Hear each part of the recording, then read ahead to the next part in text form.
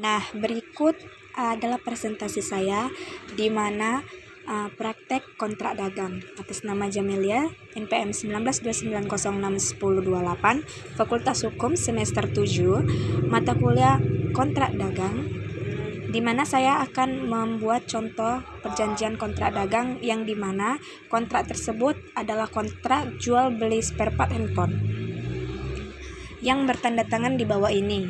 Nama Syaki Jaya SE, jabatan Kepala Marketing, nomor telepon 0813 45645577. Dalam hal ini bertindak atas nama PT Budi Jaya, alamat Jalan William Iskandar nomor 30 Medan. Nomor telepon 0823 7785 6687, email ptbudijaya234@gmail.com. Dan selanjutnya disebut sebagai pihak pertama. Yang kedua, nama Jamelia, toko elang spare part handphone, nomor telepon 0821 7785 9900, alamat Jalan Mabar Hilir, Pasar 3. Dan selanjutnya disebut sebagai pihak kedua. Nah, di mana nama yang tercantum dalam tersebut adalah kedua belah pihak yang melakukan perjanjian jual beli. Nah, selanjutnya kedua belah pihak bersepakat untuk mengadakan ikatan perjanjian jual beli di mana syarat dan ketentuan yang diatur dalam 5 pasal seperti berikut ini. Pasal 1. Jenis barang. Pihak pertama setuju untuk menjual dan menyerahkan kepada pihak kedua yang setuju untuk membeli dan menyerahkan dari pihak pertama berupa barang, yaitu contoh seperti LCD, touchscreen, tombol on off, backdoor, dan lain-lain. Jenis barang yaitu spare part handphone, kondisi baru, kualitas original, di mana seperti yang disebutkan dalam pasal 1, jenis barang tersebut yaitu LCD, touchscreen, tombol on off, backdoor, dan lain-lain. Dan lain-lain itu contohnya masih banyak seperti papan cas, konektor cas, itu dan lain-lain ya. Pasal kedua, garansi. Garansi di mana pihak pertama hanya memberikan garansi apabila barang yang diterima tidak sesuai dengan yang dipesan di awal oleh pihak kedua. Contoh seperti customer memesan LCD iPhone 7 sementara yang datang iPhone 8. Nah, itu akan bertanggung jawab kepada pihak pertama.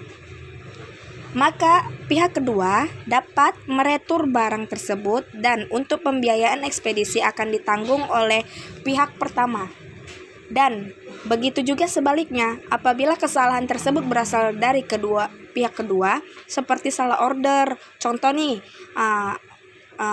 pihak kedua mengorder LCD, ternyata ia salah order. Yang ia order seharusnya touchscreen. Nah, itu kerugian tersebut tidak ditanggung oleh pihak pertama karena kesalahan dari pihak kedua sendiri.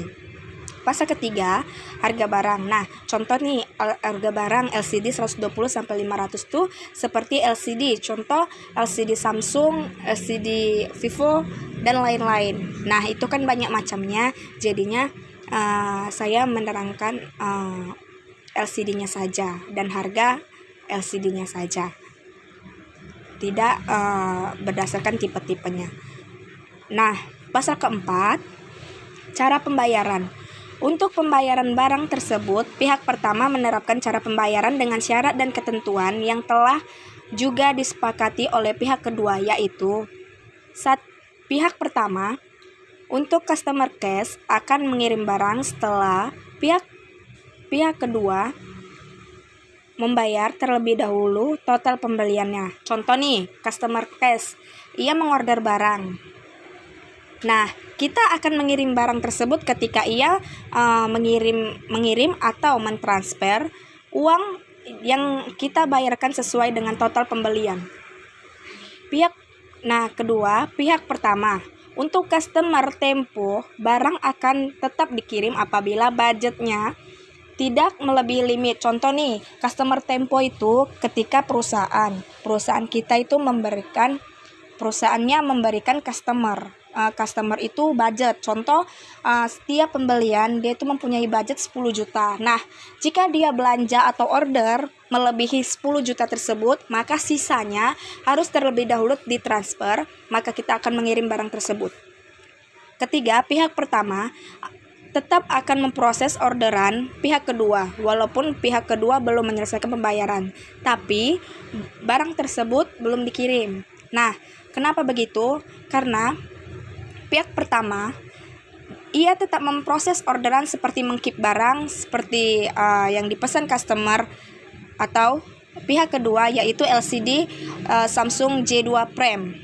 Nah, itu kita mempunyai stok yang terbatas. Nah, jika ia mengorder ke kitanya, maka kita akan mengkeep dulu barang sampai ia mentransfernya.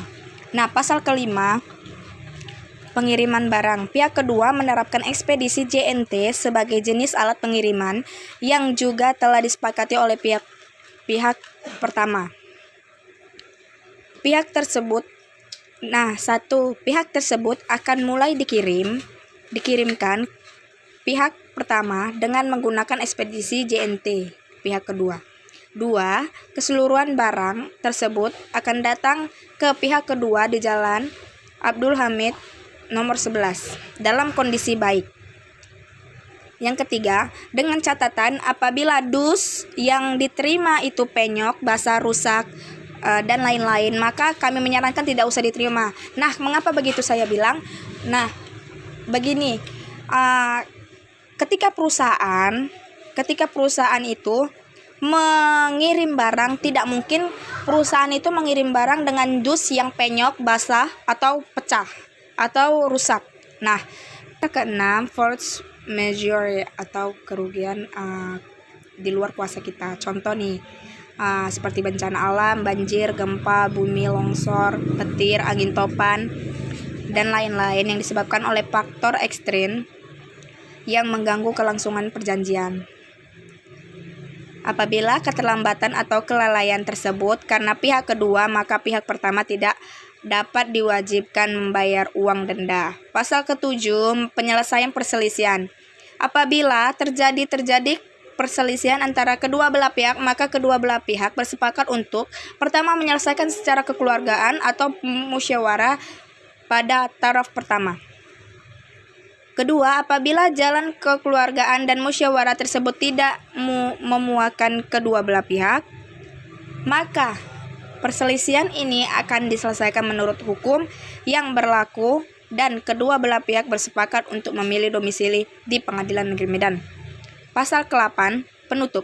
Surat perjanjian ini dibuat di atas kertas bermaterai secukupnya yang ditandatangani dan dibuat 2 rangkap yang berkekuatan hukum yang sama serta masing-masing dipegang oleh pihak pertama dan pihak kedua. Dibuat di Medan tanggal 30 November 2022. Pihak pertama Syaki Jaya SE, pihak kedua Jamili. Baik, sekian dari presentasi saya. Terima kasih.